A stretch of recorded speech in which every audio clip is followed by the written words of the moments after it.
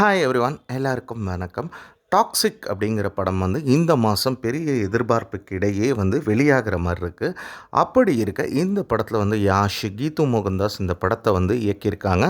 நயன்தாராவும் ஒரு முக்கிய கதாபாத்திரத்தில் நடிச்சிருக்காங்க.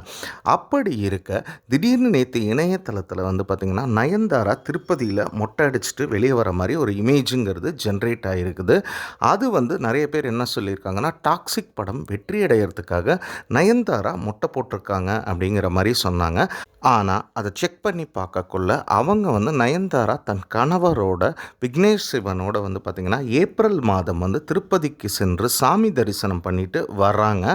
அப்படி இருக்க அந்த வந்த புகைப்படங்களை எடுத்து ஏஐ மூலியமாக நயன்தாரா மொட்டை அடித்த மாதிரி ஒரு இமேஜ் இன்றைக்கி இணையதளம் ஃபுல்லாக சர்க்குலேட் ஆகிருக்கு. ஆக்சுவலாக நயன்தாரா அந்த படம் வெற்றிக்காக இல்லை, அவங்க மொட்டையே போடலை, இதுதான் உண்மை.